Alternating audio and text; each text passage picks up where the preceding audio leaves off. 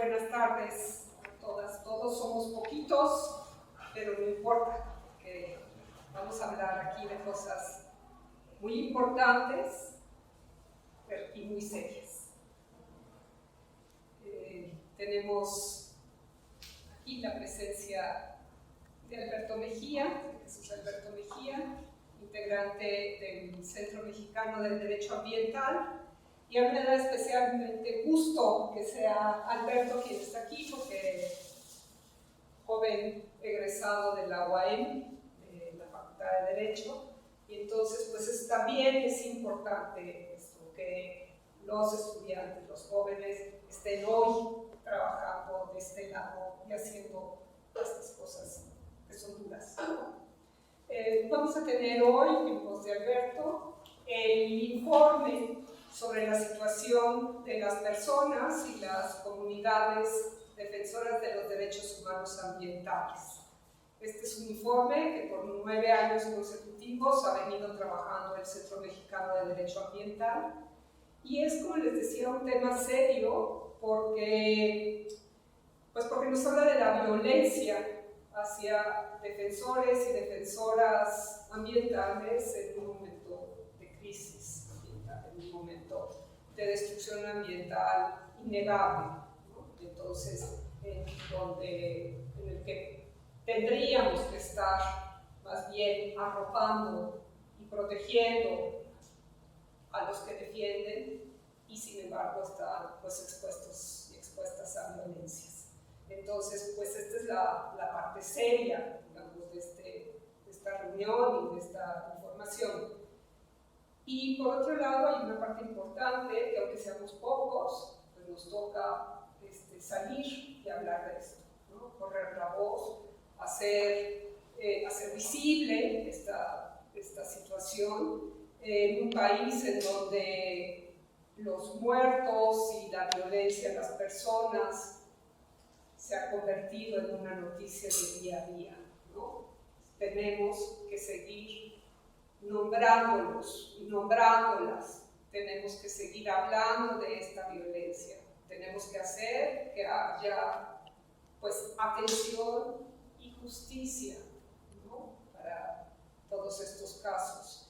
Y además, pues, haciéndola visible, tenemos que defender.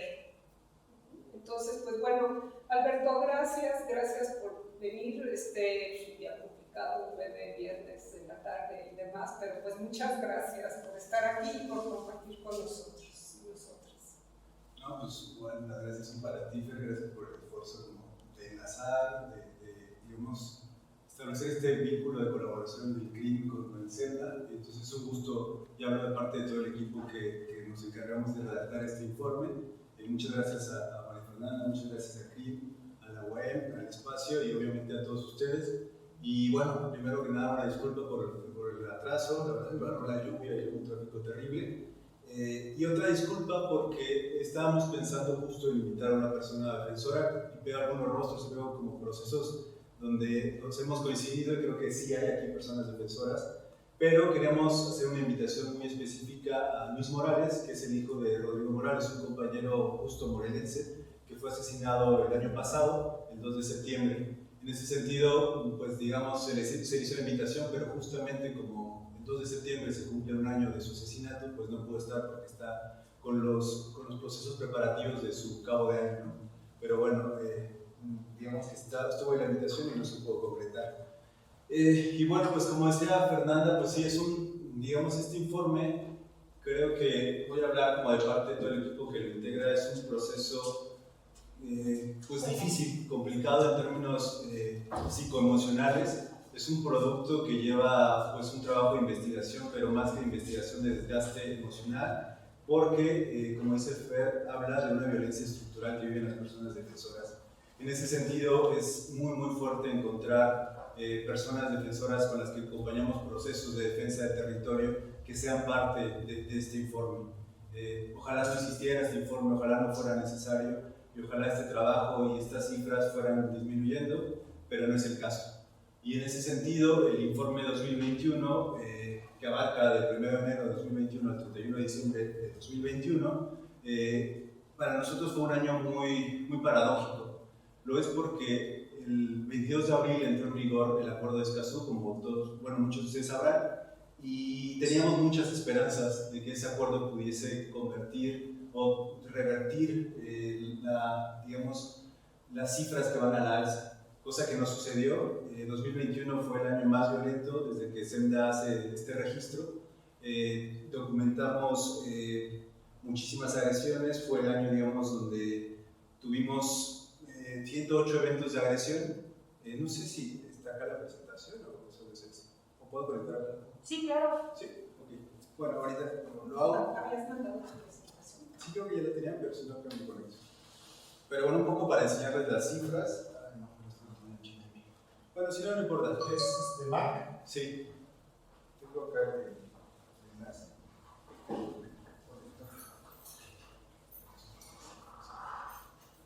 Pero bueno, les decía que fue un año paradójico por esto, porque entró en vigor el Acuerdo de Escazú, que como ustedes saben, es un acuerdo que busca, digamos, vincular al Estado mexicano con sus obligaciones, y en ese sentido trata de establecer estas responsabilidades en cuanto al acceso a la información, a la participación pública, el acceso a la justicia y a la...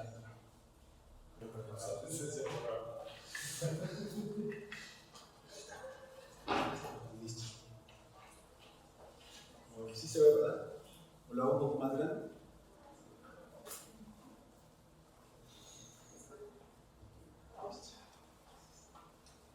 Bueno, entonces les comentaba que el Acuerdo de Escazú que ratificó el año pasado el Estado mexicano nos daba una esperanza. Sin embargo, lo que encontramos fue que frente a esa esperanza, el resultado fue, pues más bien, un aumento en las agresiones, un aumento en los eventos de ataque, pero también un retroceso en términos jurídicos, en el sentido de que se publicó un acuerdo donde se declararon de interés público y seguridad nacional los proyectos prioritarios de esta administración. Y en ese sentido, nosotras hemos documentado que estos megaproyectos, estos proyectos de desarrollo están sumamente vinculados con los procesos de agresiones a las personas defensoras. Entonces vemos con mucha preocupación esta directriz que sigue el Estado mexicano. Consideramos y creemos que este informe puede servir para, uno, visibilizar esta violencia sistemática que viven las personas defensoras. Dos, tratar de hacer un recuento y más bien honrar la memoria y la labor de defensa de las personas defensoras que fueron asesinadas el año pasado, que en este caso fueron 25 personas. Y bueno, pues ese es un poco uno de los objetivos centrales de este informe, que como bien decía Fer, pues ya este es el octavo y estamos preparando ya el noveno. Y pues nada, pues seguimos viendo con preocupación esta situación. Por otro lado, digamos, este acuerdo que se publicó para declarar de interés público y de seguridad nacional los proyectos, lo que hizo fue revertir algunos avances que se tenían en términos jurídicos. Tal es el caso, por ejemplo, el derecho a la autonomía de los pueblos indígenas. Con este decreto básicamente se declaró de iuris, o sí, por derecho, que no existía, ¿no? O sea, no era necesario consultarles en sus territorios para imponer ciertos proyectos. Por otro lado, también implicó dejar sin efectos, digamos, una herramienta que para nosotras como abogados ambientalistas es muy útil, como lo es el proceso de evaluación de impacto ambiental. Este procedimiento, pues básicamente quedó al arbitrio y a la discrecionalidad de la autoridad, y entonces implicó eso, una serie de procesos donde estos derechos que se habían ganado pasaron al segundo plano. Entonces, sin duda alguna, es un año muy complicado para la defensa de derechos humanos y más para la defensa de derechos humanos ambientales. Y bueno, pues eso es un poco el contexto en el que vivimos este informe. Como les decía al principio, fue un proceso pues duro, porque encontramos o tuvimos que registrar, estoy hablando aquí en Morelos y en ese sentido tengo que decirlo, al menos 3 homicidios de personas defensoras de este estado. Pero bueno, ya entraremos un poquito en las cifras. No sé cuánto tengo. Ok, perfecto. Pues bueno, como les decía, los objetivos son básicamente visibilizar esta violencia estructural, tratar de hacer inteligible digamos, estas formas o patrones que pudiésemos encontrar a la hora de que vemos como las violencias se ejercen sobre los procesos de defensa y se viven en los cuerpos de las personas defensoras. Y por otro lado, en este informe van a encontrar dos objetivos muy específicos que atañen, por ejemplo, a un tipo de agresión que en otros informes no sabíamos bien cómo registrar y que tienen que ver como con las agresiones que se continúan en el tiempo. Nosotras veíamos con mucha preocupación a las personas que están privadas de su libertad por la labor de defensa que ejercen, pero también a las personas que han sido desaparecidas. Y en ese sentido no sabíamos cómo nombrarla, porque la agresión, una persona que es privada de su libertad o que es desaparecida, sigue continuo, es decir, la afectación no solo a su persona, sino a sus familiares, sigue en el tiempo, y entonces en este informe tratamos de dar cuenta de eso, ¿no? De lo que llamamos presos políticos o presos de conciencia por su labor de defensa, y también a las personas desaparecidas. Eso es un esfuerzo que obviamente está en proceso, que estamos aprendiendo, pero que plasmamos especialmente en este informe. Por otro lado, pues lo que les contaba, este intento de homenajear la labor de las personas defensoras, van a encontrar en este informe pues las imágenes de las personas que fueron asesinadas el año pasado. Tratamos de darle rostro a estas personas y hacer un eco en su trabajo, y en ese sentido pues a mí me toca, por ejemplo, redactar parte de estos casos y hacer la investigación de las actividades, y pues se los comparto, ¿no? Como el corazón es bien duro, ¿no? Es muy difícil porque pues lees la actividad de defensa, lees el contexto en el que se da la agresión, lees que fueron amenazados y ves el continuum y el avance de estas agresiones, y es muy, muy difícil. Y en ese sentido, pues lo que tratamos de hacer en este informe y en el año anterior es plasmar no solo el nombre, sino su imagen y un poco de su labor de defensa, porque pues creemos que es lo mínimo que podemos hacer. Entonces eso es otro de los objetivos específicos que tratamos de hacerlo. No sé si lo logramos, pero bueno, lo estamos mejorando. Por otro lado, digamos, creo que me gustaría, para no comerme el tiempo, hablarles un poco, no sé si saltarme lo de la metodología, solo me gustaría hacer énfasis en un par de cosas. En el concepto de persona defensora, porque creo que es importante, si estamos hablando de un informe de personas defensoras, tener con claridad qué entendemos por persona defensora. Y nosotras entendemos a cualquier persona, ya sea colectiva o individual, que realiza una defensa del derecho al medio ambiente, del territorio o de la tierra, y que puede ser incluso no nombrada por sí mismo, es decir, no puede ser necesariamente autoadscrita, pero tampoco requiere el reconocimiento social. Y lo digo porque es muy importante en este año, en el sentido de que muchas veces se cayó y fue de las agresiones que documentamos en un proceso de estigmatización, que es una de las agresiones más preocupantes, porque ahí empieza la escalada de violencia. En este proceso de estigmatización, básicamente lo que encontramos es que las mismas autoridades, digamos, las otras personas que tienen un puesto público o una voz pública, empiezan a decir pues, que no son personas defensoras. Y esa es una de las cosas que hay que cuidar para no incurrir en esta doble estigmatización o doble posible criminalización. Eso sería uno de los puntos, digamos, metodológicos que más cuidado nos gustaría, digamos, expresarle. Algo que nos preocupa mucho es esto, ¿no? Que entendamos que las personas, o sea, ustedes pueden ser personas defensoras en tanto que participan en un proceso de defensa ambiental, defienden un territorio contra la minería o contra un basurero abierto, en fin, ¿no? O sea, una persona que da difusión, que participa en una manifestación, es una persona que está ejerciendo su derecho a la defensa ambiental y al territorio. Por otro lado, también me gustaría recalcar, tal vez, digamos, un poco compartirles cómo es el proceso de elaboración de este informe.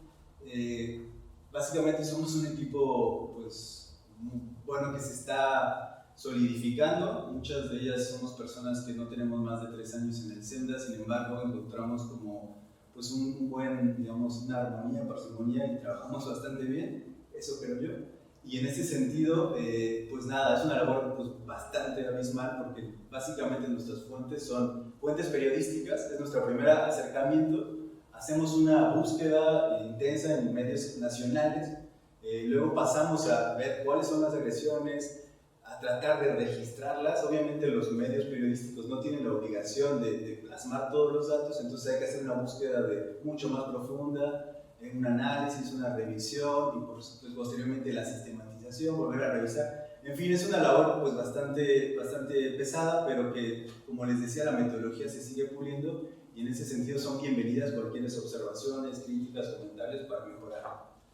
Y bueno, pasando un poco a lo que nos interesa, que son los hallazgos, en este informe, como les comentaba, tenemos, pues nada, acá tenemos el histórico de informes del CENDA, y en el 2021, como les decía, es el año con el que más agresiones y eventos de agresiones hemos encontrado. ¿Cuál es la diferencia? Aquí pueden ver, evento de agresión, son 108, y por esto que evento de agresión significa que en un caso, o como le llamamos antes caso, puede haber más de una agresión. Es decir, por ejemplo, hay un ataque a una comunidad y en esa comunidad hay heridos, pero también hay desaparecidos y también hay homicidios. Es decir, en un mismo evento sucedieron diferentes tipos de agresiones. Entonces se habla por un lado del evento y por otro lado de una agresión. Uno de esos tipos de agresiones es la agresión letal. Entonces tenemos eventos de agresión 108 y en este año 25. De estos 25 tenemos 3 casos de posible ejecución extrajudicial. Esto lo sabemos gracias a los testimonios de las víctimas. Bueno, por otro lado, tenemos el tipo de agresión, como les comentaba. No sé si se alcanza a ver. Como les decía, por un lado están los eventos, ya digamos las agresiones desagregadas, ¿no? Tenemos pues que la agresión más frecuente fue la intimidación, seguida del hostigamiento, posteriormente las amenazas, las agresiones físicas y el homicidio, ¿no? Cosa que esto es muy significativo. Para nosotras fue muy ilustrativo porque hay algo que nosotras estamos tratando de encontrar, que son los patrones. Y en esta gráfica justo encontramos un patrón, o sea, más bien hemos visto reafirmado un patrón que digamos que las agresiones van escalando. Esto quiere decir que terminan en homicidio, en una desaparición, en una ejecución extrajudicial, pero que siempre empiezan con una intimidación, con una amenaza, con y luego escalan a una agresión física y van en ascenso. Es decir, eso es un foco rojo, porque cuando las personas defensoras reciben una amenaza o reciben una intimidación o un hostigamiento, una criminalización, eso quiere decir que tienen que prender las alarmas y tratar de implementar protocolos de seguridad. Eso es lo que hemos tratado de compartir con las personas que acompañamos, pero ha sido también producto de este informe, ¿no? Entonces, obviamente, parece simple, pero ya se ve constatado un poco en los gráficos. En cuanto a entidades federativas, encontramos que el más violento, en el que más eventos de agresiones hubo, fue Oaxaca, seguido de Yucatán, Sonora, Guerrero y aquí está Morelos, ¿no? O sea, está en el top 5 básicamente. En Oaxaca encontramos procesos recurrentes, por ejemplo, en San Esteban Atlaltauca, no sé si escucharon ese proceso, pero fue terrible, ¿no? Atacaron una comunidad, tal vez más bien se cree por los testimonios que fue en coordinación con el gobierno municipal, y básicamente quemaron múltiples casas, 120 casas, exacto, desplazaron a múltiples personas. Hay una defensora desaparecida que se llama Galindo, que estaba dentro del mecanismo y que fue brutal porque nosotros nos enteramos un mes después, ¿no? O sea, no habíamos detectado eso porque no hubo una difusión real de los medios. Entonces, casos como ese en Oaxaca hablan de la violencia que se está viviendo, pero también hablan de los procesos de resistencia que hay en ese estado. O sea, Oaxaca es un estado muy aguerrido, como lo es Guerrero, como lo es Morelos, y que por lo tanto también tiene como consecuencias procesos, desgraciadamente, de agresiones. En Yucatán es un estado muy interesante porque no había aparecido como parte del top 5, por así decirlo, dentro de nuestros informes, y obviamente se debe a un megaproyecto que pues aquí todas y todos conocemos, ¿no? Esto ha traído sin número de amenazas, de criminalización, de hostigamientos. Bueno, hablo de Tren Maya, obviamente. En Sonora también vemos con preocupación que está como uno de los más violentos debido específicamente, pero no solamente, a los procesos de defensa vinculados con la nación yaqui. Entonces, hay varios compañeros asesinados de la nación yaqui que desgraciadamente tuvimos que registrar, pero bueno, habla también de este efecto paradójico entre, por un lado, este proceso de justicia que se está promoviendo el gobierno y, por otro lado, la realidad que están viviendo los pueblos yaquis, que están siendo asesinados, amenazados y hostigados por el crimen organizado y bueno, no ha pasado nada. Y en Morelos, como les comentaba, pues tenemos, bueno, en Guerrero, una realidad que creo que no nos es ajena por la vecindad que tenemos, pero es un proceso que está relacionado con la defensa, por un lado, contra la minería, contra la presa La Parota, contra la tala indiscriminada, pero también con el trasiego de drogas, donde los procesos obviamente no se desvinculan, ¿no? O sea, el crimen organizado está vinculado con la minería, pero también con la tala, etcétera, etcétera. Y en Morelos, pues tenemos, como les decía, tal vez les interese este apartado, pues sí, el caso de 3 compañeros asesinados, pero también tenemos amenazas y hostigamiento. Y bueno, esto pues aquí lo dejo, y posteriormente tenemos estos estados. Ustedes ya podrán profundizar un poco en qué tipo de agresiones se dan en cada uno de ellos. Acá está el número de ataques, bueno, ya este es el mapa, como les decía, acá está el foco rojo en Oaxaca, pero también está en Sonora, Guerrero, Oaxaca, también acá en Yucatán. Estas son las agresiones letales que se concentran en el estado de Oaxaca, pero bueno, estas ya las verán con mayor detalle porque les decía que tiene un apartado específico.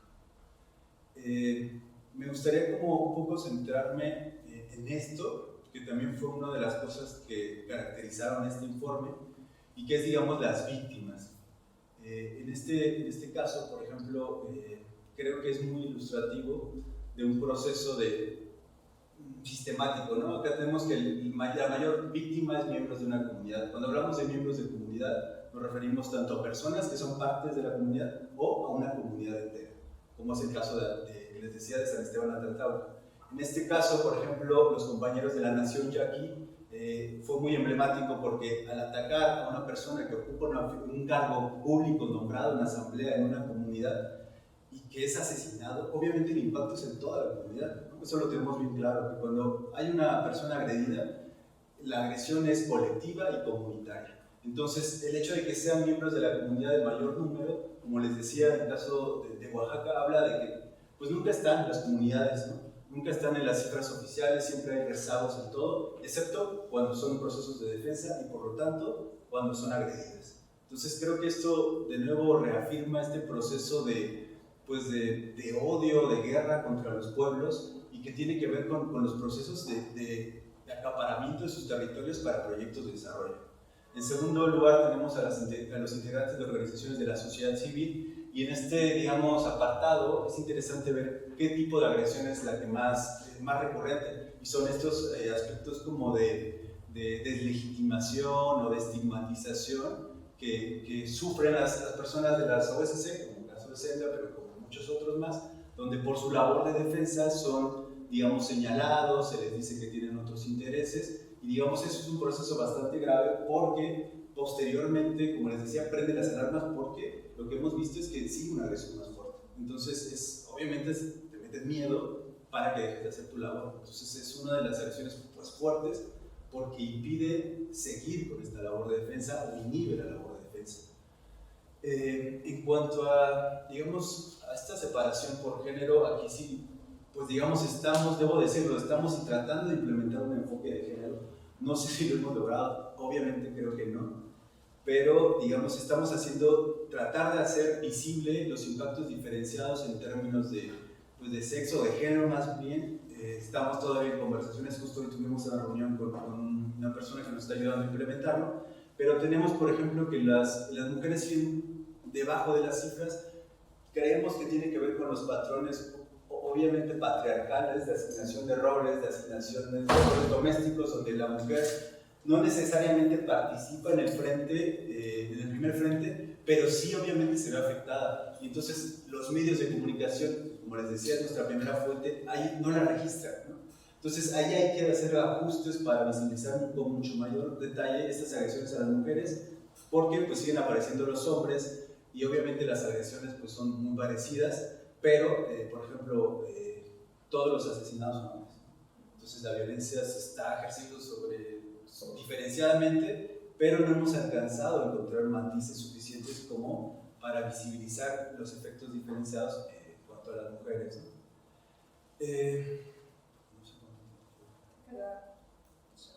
Son 5 minutos para dar un poco de espacio y preguntas. Sí. A ver, bueno, en esto tenemos igual, este es el mismo gráfico diferenciado por hombres y mujeres. Como les decía, miren, acá en mujeres se ve pues que la intimidación es la más recurrente, pero también en los hombres, ¿no? Entonces creo que también un poco estamos haciendo este engarce entre la idea de que por aquí empieza la violencia, ¿no?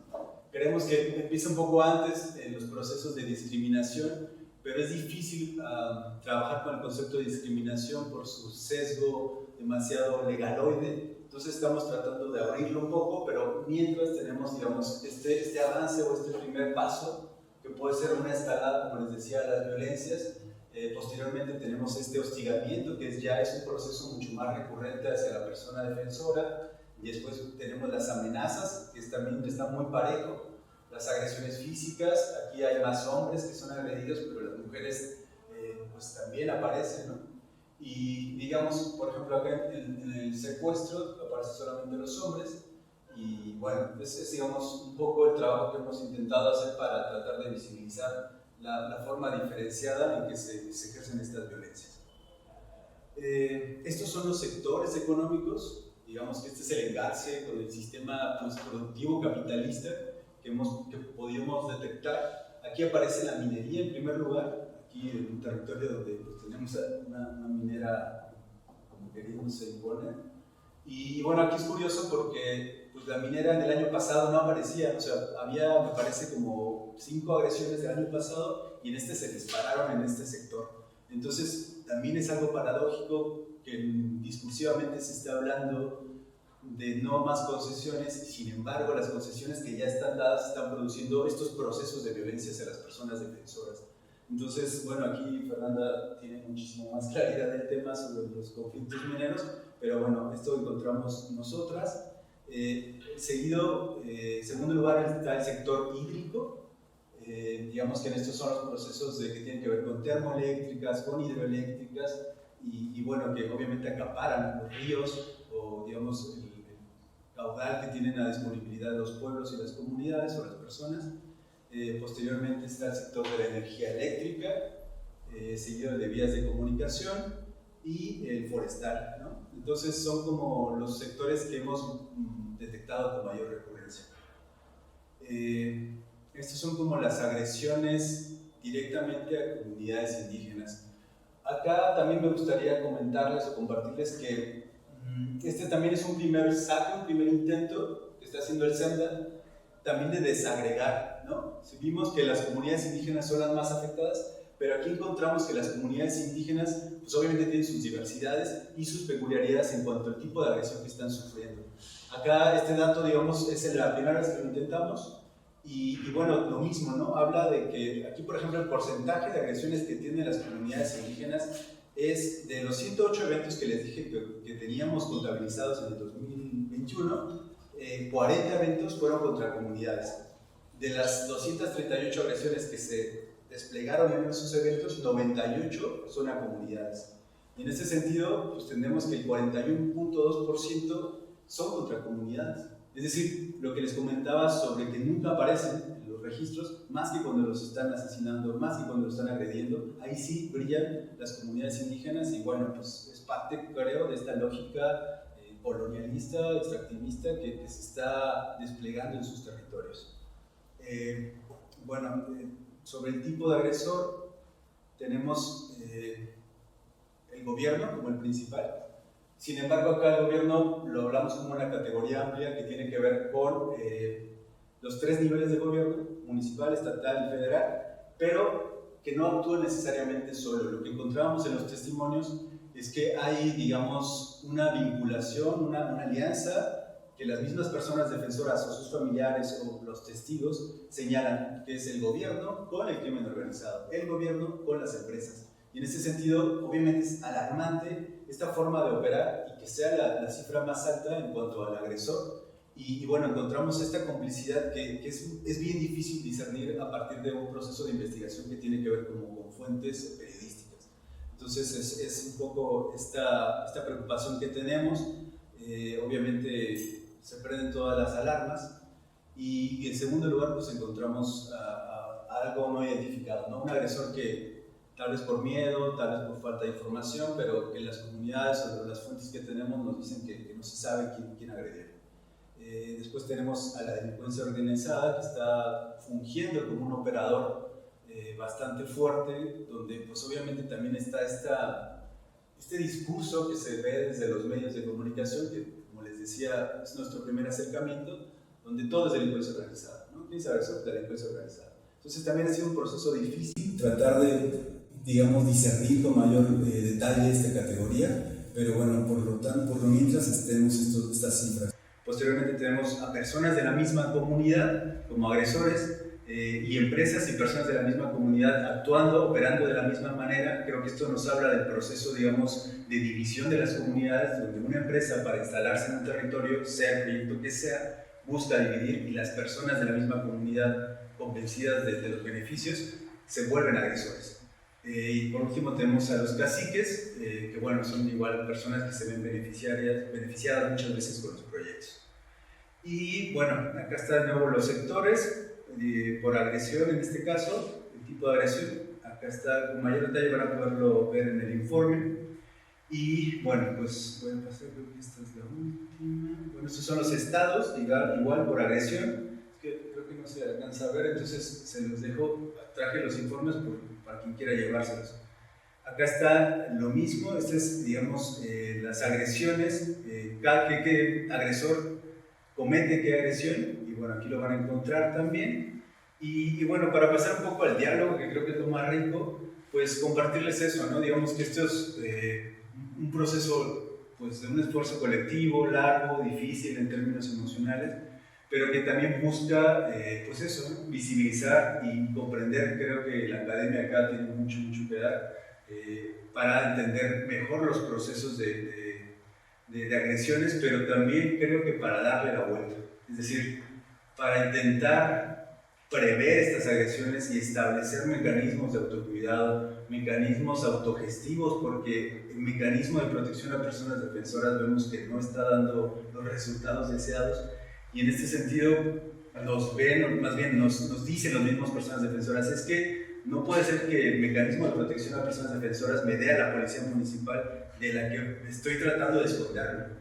Y en ese sentido, pues está ahí, ¿no? Vemos que el gobierno es el principal agresor, las personas defensoras difícilmente confían en él, y no queda tal vez más que imaginar procesos de autocuidado que tal vez encuentren en este tipo de informes posibles estrategias para entender la violencia y para cuidarnos y cuidar a quien cuida la vida y el medio ambiente.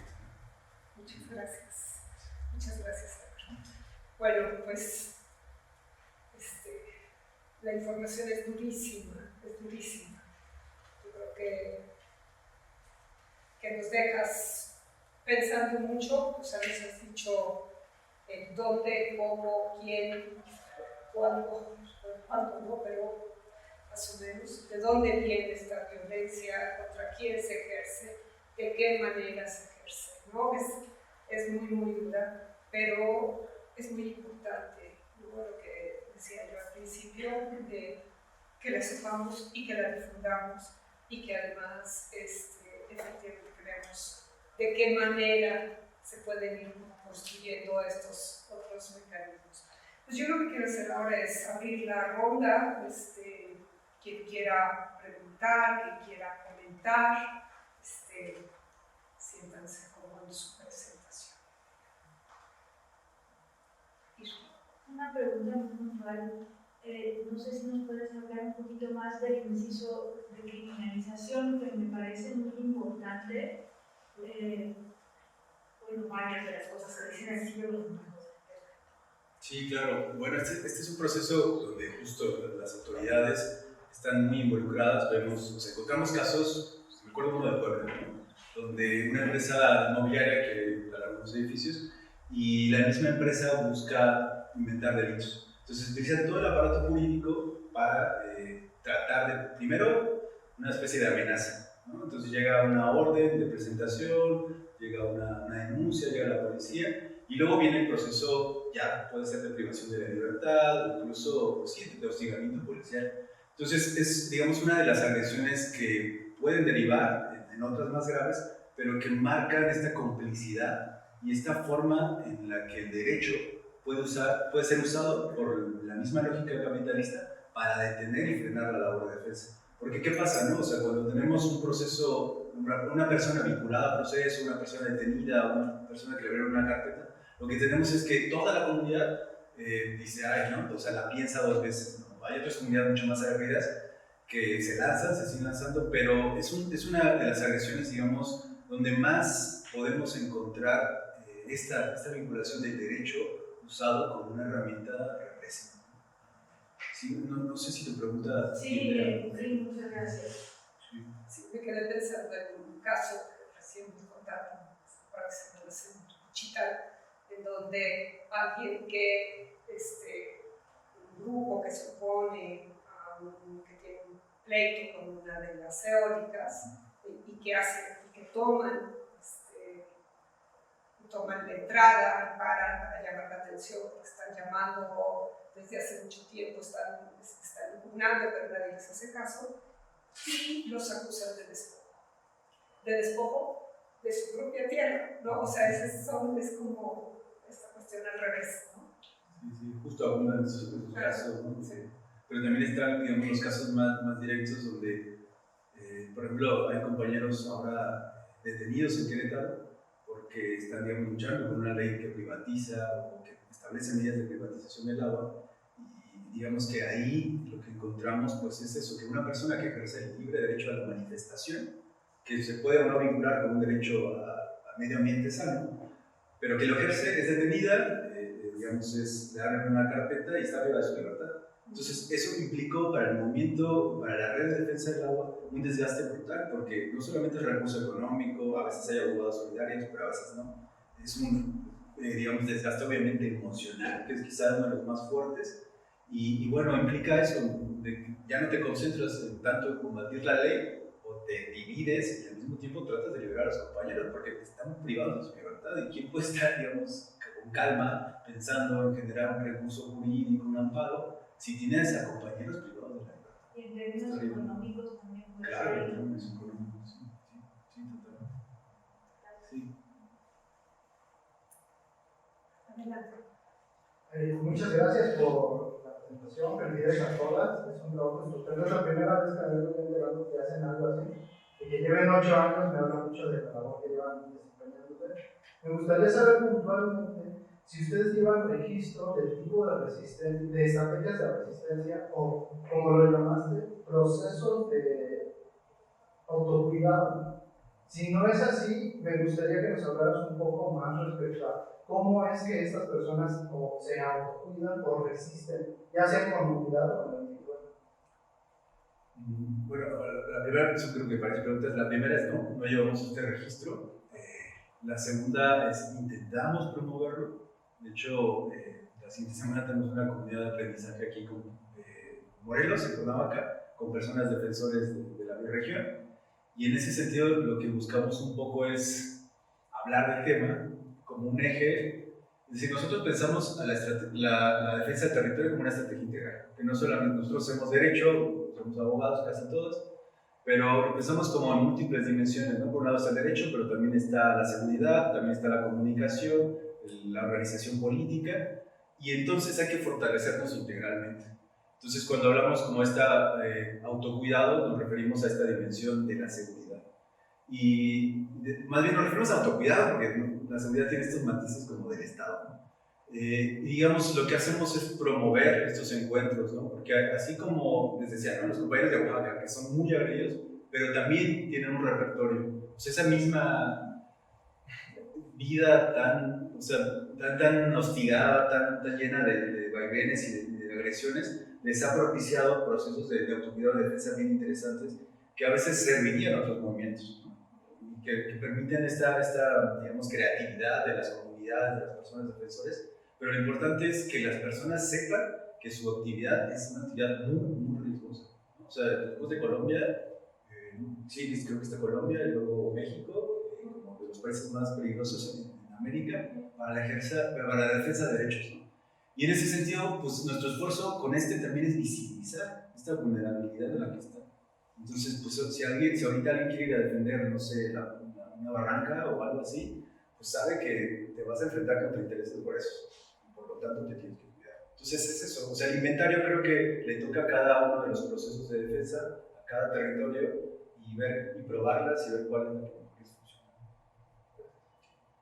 Pero incluso este momento es eso, ¿no? Porque es circulemos la información, o sea, forma parte, digamos, de un proceso en la punta, ¿no? Pero que forma parte de este proceso de autocuidado, ¿no? difundamos esta información. Voz de alerta. Entonces, o sea, como parte, o sea, el difundir, el visibilizar, el dejar claro que estás en una actividad que es peligrosa. Morelos está aquí, Sí. 8, entonces, ahora sí que nos toca a alguien también repensar estas cifras. ¿Quién más? A la compañera y después tu compañera. Pues muchísimas felicidades, es un año más de este gran esfuerzo. Yo tengo una pregunta muy concreta que tiene que ver si ustedes han identificado la participación de las Fuerzas Armadas. Sí. Digamos, cuando hablaba del gobierno, se me olvidó decirlo, también está, digamos, metido en el mismo saco, pues las diferentes pues, órdenes o los aparatos represivos del Estado, ¿no? Entonces, sí, ahí incluimos Guardia Nacional, el Ejército, la Marina, los policías municipales. No tengo en este momento, y la verdad creo que no está desagregado en el informe, esto que me comentas. Sí, no. Porque digamos que nosotras categorizamos, ¿no? A partir del agresor general y el agresor específico. Por un lado está el agresor general, que es el gobierno, y el específico sí tenemos, ¿no? O sea, esta cifra, pero digamos es para archivo interno, no lo hemos publicado. Y bueno, también tiene que ver con este proceso de un poco de cuidado y de rigor, porque, pues digamos, como les decía, una de las fuentes principales son las notas periodísticas, no solo esas, porque después pasamos a un proceso de acercamiento a las, digamos, comunidades o a las mismas organizaciones defensoras para preguntarles, oigan, encontramos esto, ¿ustedes qué es lo que ven? Ya nos dan sus testimonios, hacemos entrevistas, y muchas veces, pues, hay como, no hay tanta claridad. Entonces, digamos, por este cuidado, se publica así en términos genéricos. Entonces se queda en el archivo, pero pues igual podemos platicar. Sí, Y pienso en perdón, pero me quedo pensando, y no es porque lo escuché, lo decías justo ayer en una entrevista, este asunto de que es por acción o por omisión, ¿no? O sea, puede incluso haber un que no es el acto directo de la autoridad, pero la omisión, ¿no? O sea, pensando, es que me quedé pensando en un caso en San Mateo del Mar en el 2020, en donde la Guardia Nacional está en la entrada del pueblo cuando hay una masacre de 26 muertos, ¿no? Entonces, era de otra cosa, no era, no estaba, digamos, en torno a la defensa ambiental directamente, sino más bien de la autonomía comunitaria, pero que aquí hay, o sea, como esos los encontramos en otros lados, ¿no? Sí, uno, o sea, justo esto que comentas, por ejemplo en Guerrero, ¿no? O sea, está esta todavía pues, consigna increíble que dejaron los compañeros de Ayotzinapa, ¿no? Que es como el ejército dejando morir, ¿no? O sea, sí, me ayuda, ¿no? Pero sí, obviamente las comunidades, por ejemplo, de la Sierra Norte de Guerrero, que están en procesos de defensa contra este panorama terrible que es la minería, el trasiego de droga, la tala, ven, o sea, por eso se tienen que cuidar ellos mismos en procesos de policías comunitarias, porque dicen, es que ya le dijimos a la gobernadora que por favor haga algo, y pues nomás no. Y el ejército sabe quiénes son, pero no hace nada. Entonces sí, claro, o sea, no solamente está este lado activo donde son agresores, sino son cómplices en el sentido de que omiten hacer su trabajo de cuidar. La compañera. Igual nos sumó las felicitaciones. Dentro de las agresiones, en el caso de Morelos, y que bueno, dentro del informe también dice que la minería es de quien más violencia ejerce. ¿Cuántos casos en Morelos han sido por la minería? ¿Tiene registrado eso? Mira, tenemos 8 eventos de agresión, en los cuales se cometieron 16 agresiones acá en el estado.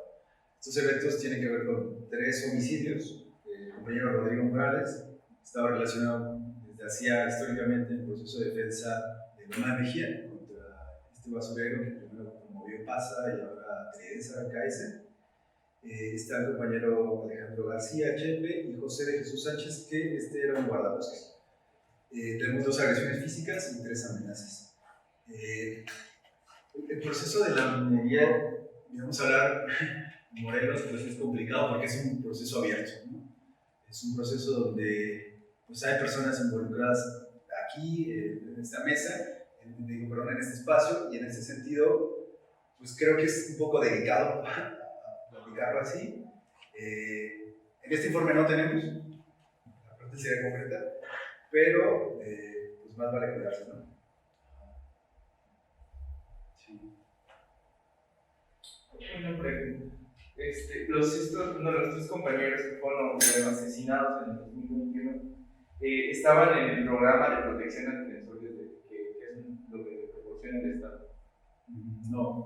No estaban. Sí. O sea, Rodrigo Morales, que como les comentaba, habíamos invitado a Luis Morales, su hijo, tuvo amenazas en el 2008, me parece, justo por el proceso de defensa de Loma Mejía, pero no, hasta donde yo sé, la verdad, me parece que no tuvo medidas de protección y fue incorporado al mecanismo de protección. Y los otros compañeros, digamos, no tuvieron estas señales de alerta, por así decirlo. El compañero, como decía José Jesús, un guardabosques de Zempoala, me parece, y nada, fue como un evento, sí, no hubo señales de alarma previas, ¿no? Solo se encontró su cuerpo. Gracias. Los estamos nombrando porque la cifra es enorme, pero como tú decías hace rato, tiene rostro y tiene nombre, ¿no? Entonces, pues son 25 personas que fueron privadas de la vida, ¿no? en esta defensa. ¿Alguien más?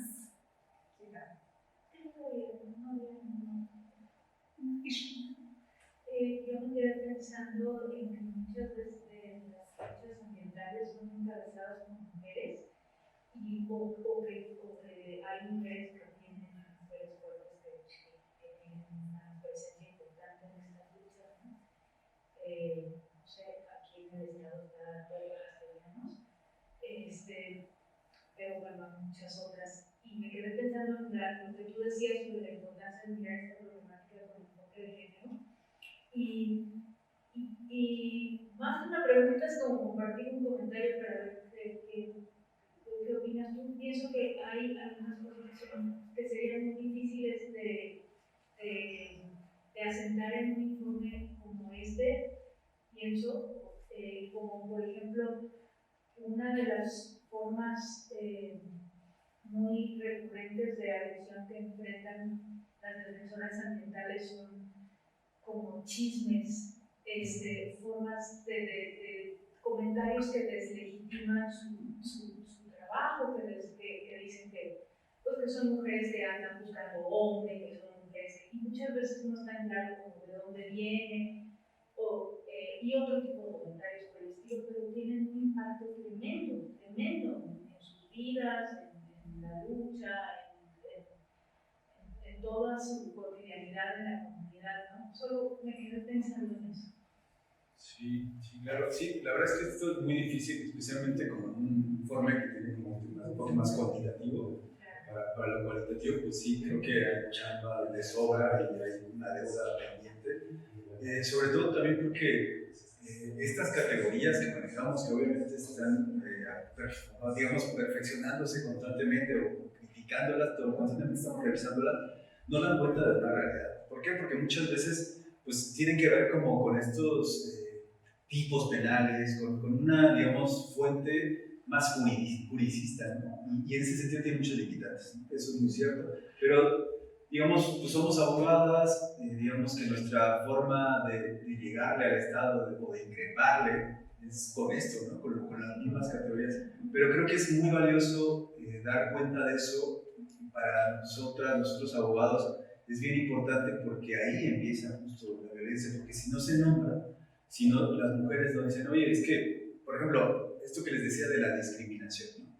Donde la autoridad nunca les hizo caso, el RAN nunca les, digamos, recibió una constancia, una acta de asamblea donde negaba, y entonces empieza a pasar el tiempo y luego ya viene una amenaza directa de una empresa. Pero empezó en la discriminación. El mismo Registro Agrario Nacional negó el ingreso a START. Entonces, lo mismo pasa con las mujeres, obviamente, ¿no? O sea, lo que no estamos visibilizando, o que nosotros los medios, digamos, periodísticos no nombran, o no sale o no escala, pues se invisibiliza y no podemos como insertarlo en este proceso de comprensión de la violencia estructural. Pero sí, claro que es súper importante, ¿no? Tenemos esta deuda. Muchas gracias por este trabajo. Bueno, primero agradecer porque hayan traído el evento al CRIM, porque yo no conocía sobre el SENDA y quería preguntarte, bueno, navegando en su página vi que desarrollan otro tipo de contenidos, no solamente estos informes, ¿no? Sino que también incluso un poco hilándolo con la pregunta de Gabriel, que tienen como ciertos manuales, ¿no? Que yo veo que hay como un desarrollo como de información que está en aras precisamente de cómo las colectividades, cómo las comunidades pues se autocuiden, ¿no? O se informen, porque finalmente pues tú como abogado, ¿no?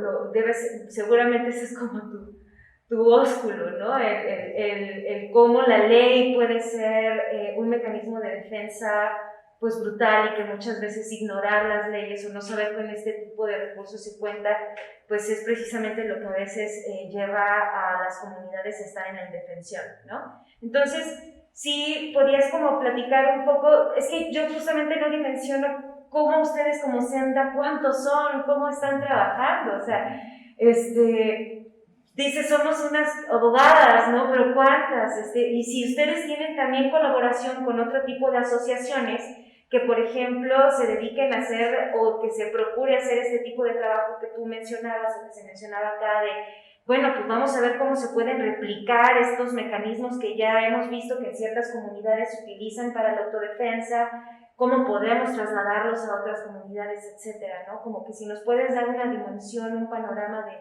de lo que es el SENDA, ¿no? Y de lo que ha hecho más allá del informe.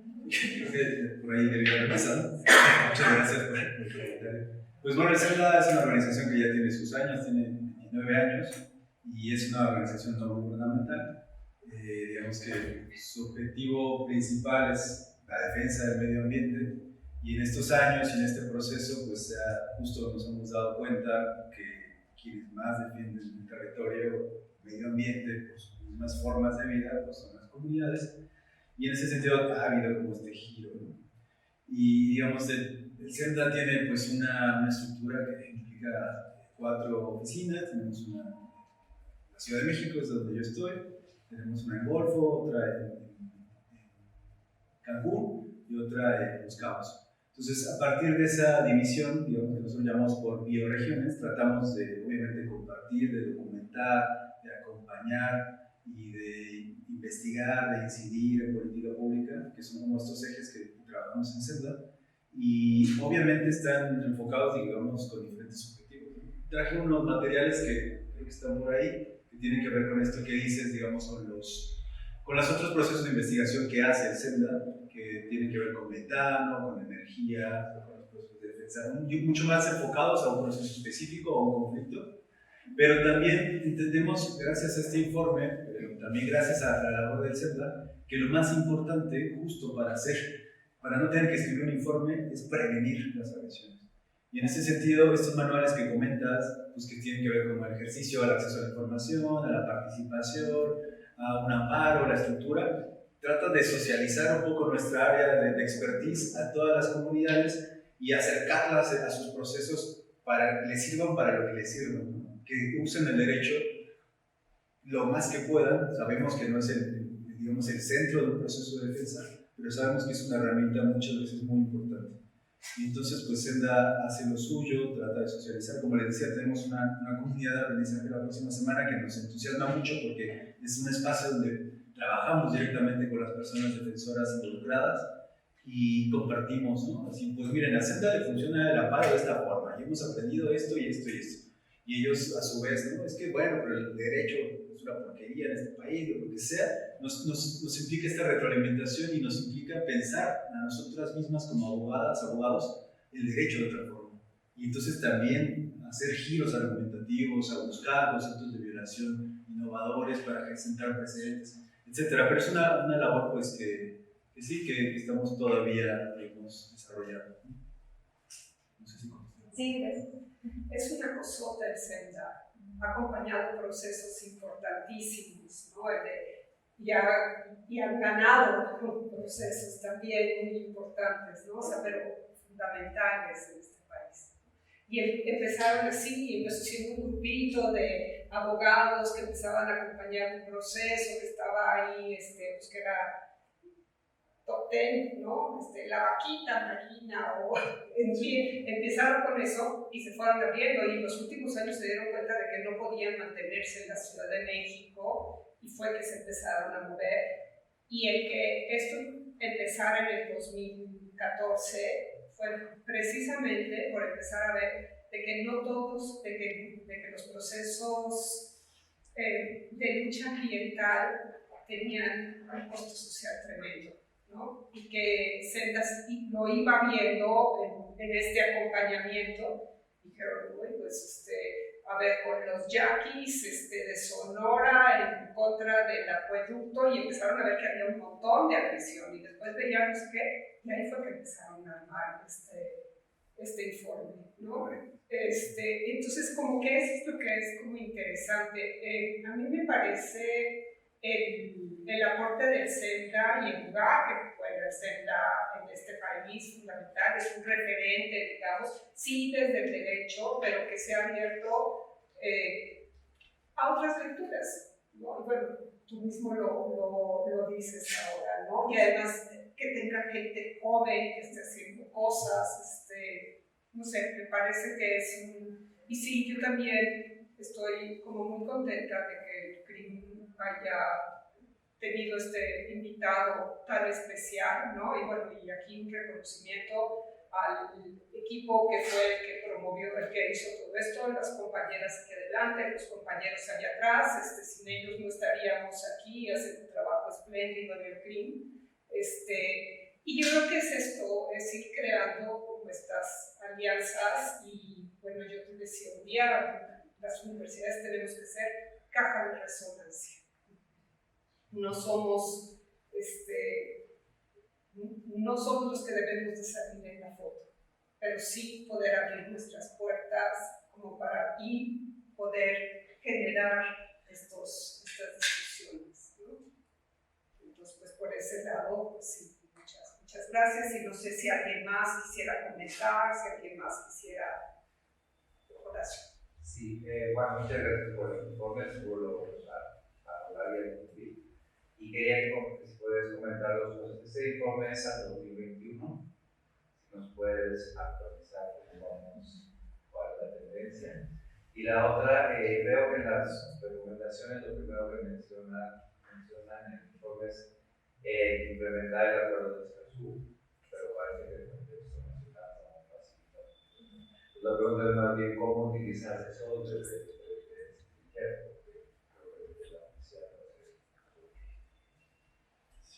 Sí, muchas gracias por la pregunta. Pues no vamos bien, ¿no? 2022 es como complicado tal vez hacer un pronóstico, porque nos pasaba, ¿no? En el año pasado decíamos, pues como que empieza bien el año, ¿no? No hay tantas notas de prensa, y de repente en un mes se disparaba, ¿no? La cantidad de homicidios, la cantidad de hostigamientos. Entonces es complicado tal vez darte una perspectiva. No vamos bien, te digo, pero pues digamos, ahora sí que como les comentaba al principio, ¿no? Ojalá este informe no existiera. Esperemos que el CRIM nos invite para el próximo año tal vez presentar los resultados que tenemos en 2022, hacer tal vez un cruce comparativo. Lo podríamos hacer, pero bueno, nos llevaría mucho más tiempo respecto a otros años. En el informe van a encontrar algunos cruces respecto a años anteriores, pero sí, pues eso, digamos, el panorama no ha sido tan alentador después de que teníamos esperanzas en el acuerdo de Escazú. Y en ese sentido, respondiendo a tu segunda pregunta, creo que hay que apoderarnos de esa herramienta, no esperar que el Estado nos otorgue, porque nunca ha sido así en la historia, ¿no? Hay que arrebatarles nuestros derechos y hay que ejercerlos, hay que aprender, hay que quitarles el miedo de utilizar las herramientas jurídicas. Y pues obviamente nadie necesita ser abogado para hacer una solicitud de información, para pedir una reunión pública, nadie necesita ser un abogado, digamos, para firmar un amparo y para inmiscuirse en los conceptos de violación. Es decir, es un proceso que vamos a tener que hacer porque el Estado, al contrario, está dando pasos para atrás. Les comentaba, no estoy de acuerdo de declarar de interés público y seguridad nacional estos proyectos que están aparejados con un chorro de agresiones. En ese sentido, pues eso, yo creo que hay que hacerlo nosotras y nosotros mismos para hacer realidad los logros que se han ganado con Escazú y para materializarlos. Gracias.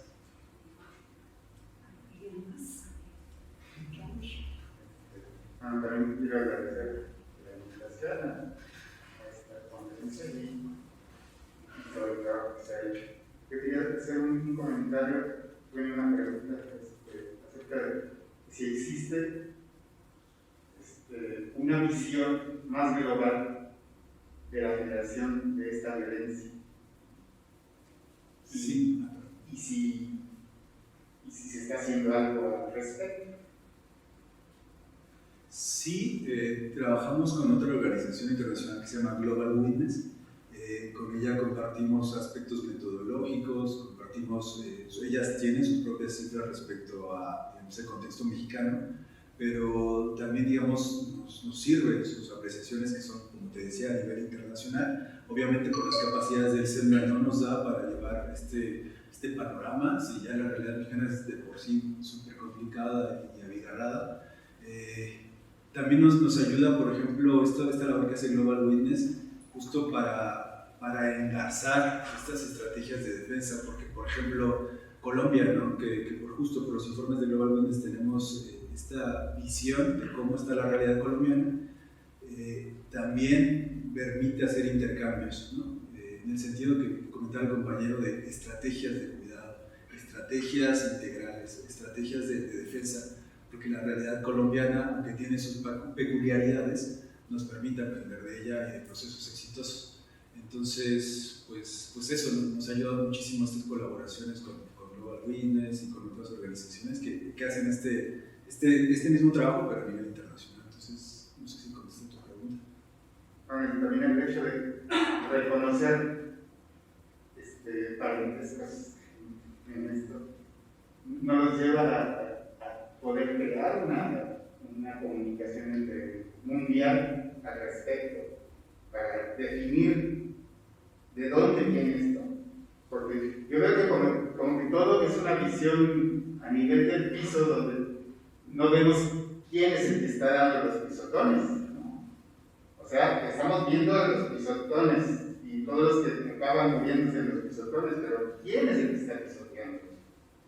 Sí, por ejemplo, hay una organización que también está en Ciudad de México y que también pues, hemos tenido intercambios, que se llama Prodesk, y esta organización llevó un litigio estratégico en Francia, que fue pues, muy innovador, y en este sentido, a la pregunta de quién es, pues digamos encontramos justo, ¿no? Que las lógicas capitalistas globales que impulsan los proyectos de desarrollo son grandes empresas y que obviamente tienen sus matrices en otros países. Entonces, este litigio, se lo recomiendo que lo busquen, pues hace esto, ¿no? Es decir, vamos a darles la vuelta, ya no vamos a jugar en nuestra cancha, vamos a jugar en la suya, pero también, digamos, con sus reglas, para decirles que están violando no solamente el derecho mexicano, sino también las propias leyes francesas, y en ese sentido, pues hacer, ¿no? Pasar a la ofensiva.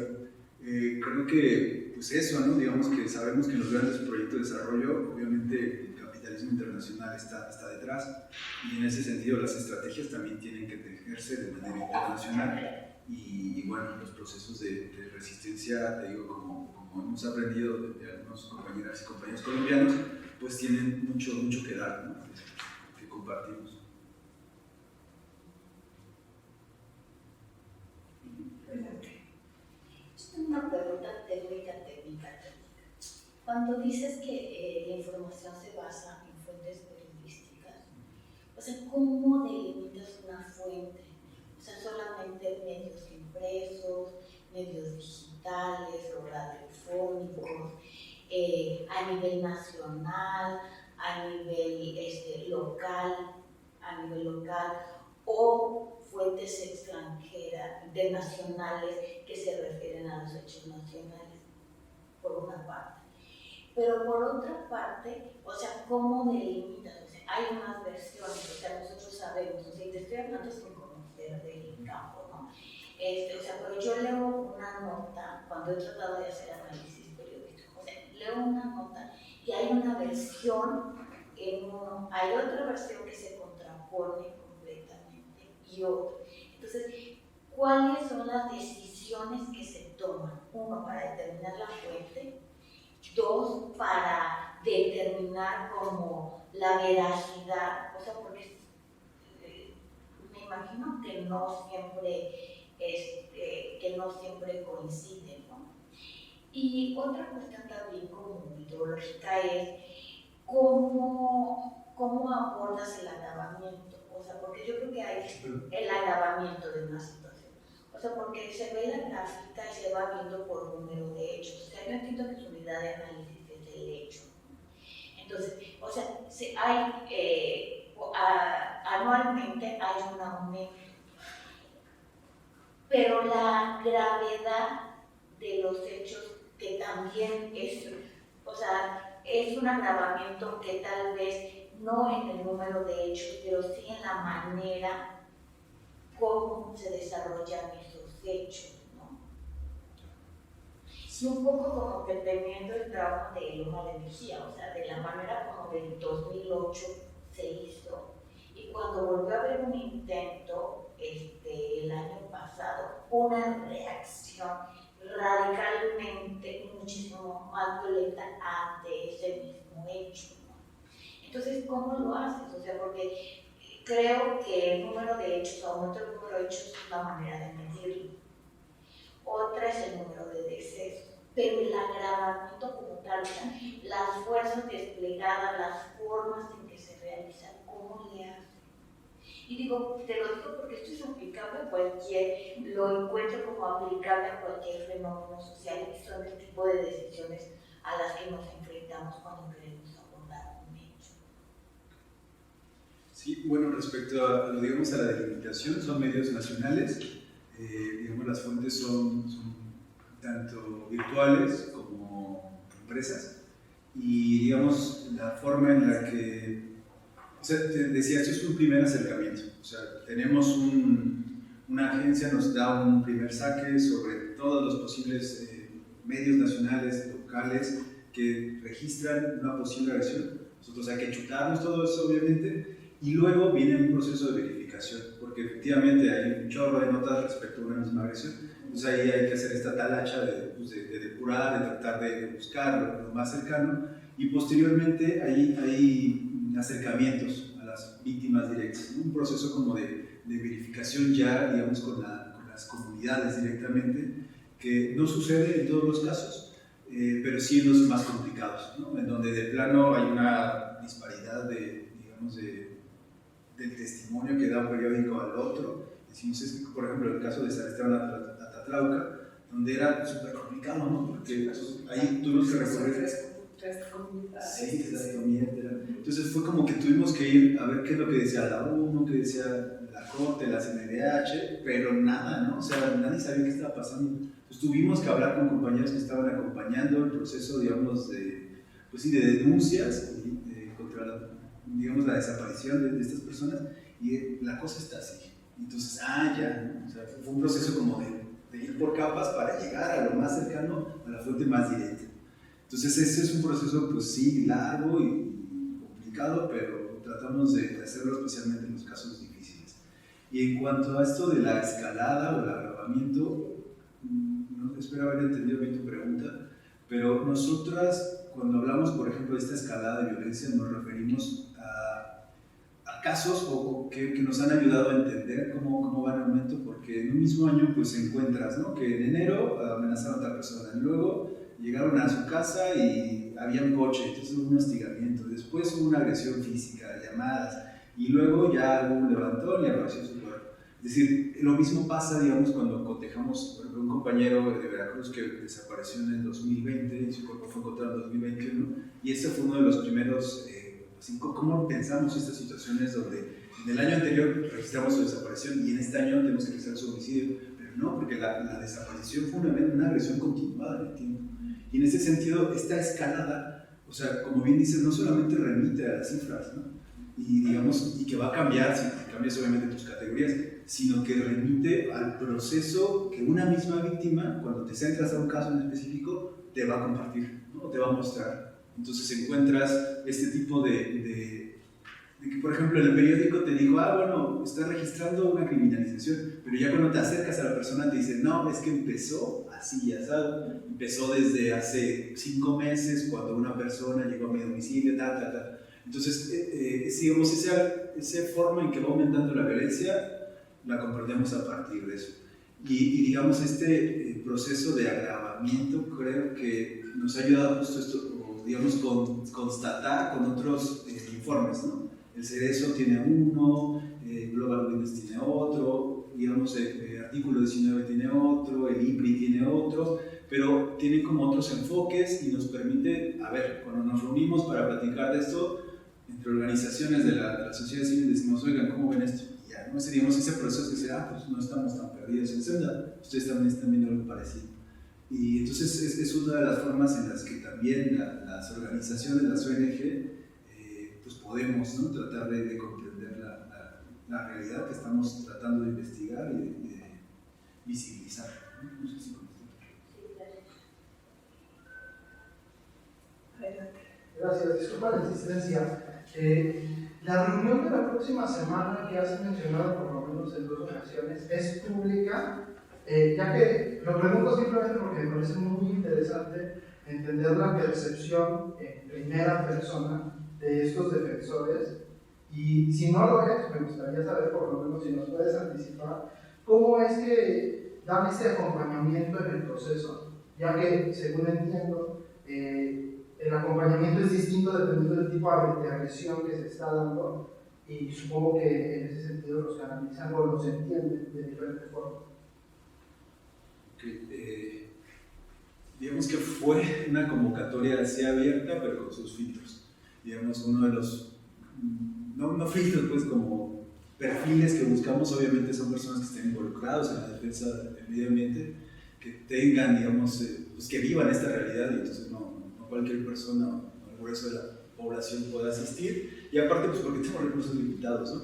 Entonces sí, la próxima semana ya tenemos los lugares llenos, y bueno, pues esperemos que sea pues, muy nutritivo. Pues igual cuando haya otra comunidad, pues ahí les haremos llegar a través de la invitación. Ojalá estén en un proceso de defensa y ojalá se empiecen a cuidar desde ella. Y por otro lado, en cuanto al acompañamiento, nosotros como SEMDA no hacemos acompañamiento directamente con víctimas de agresiones. Nosotros acompañamos, por ejemplo, trabajamos con comunidades de la península, trabajamos con comunidades directamente en los procesos de fortalecimiento de sus capacidades, así se llama, ¿no? El monte este que tienen, pero bueno, básicamente es compartirles herramientas, saberes que ya tienen, pero hay que fortalecer o que nosotros tenemos un poco más desarrollados. Y por ejemplo, también puede ser un acompañamiento a través de un litigio estratégico, ¿no? Nosotras, pues dicen, una comunidad dice, ¿sabes qué? Quiero hacer un amparo contra el Tren Maya, ¿no? Entonces, pues bueno, a ver cómo está, y vamos analizando la realidad, la situación, los contextos de seguridad, y pues va, ¿no? Hacemos una evaluación, obviamente, pero como tal, víctimas de agresiones, nosotros no tenemos ni la expertise ni la capacidad para hacerlo, porque pues, es una chamba que hacen otras organizaciones mucho mejor y con mayor experiencia.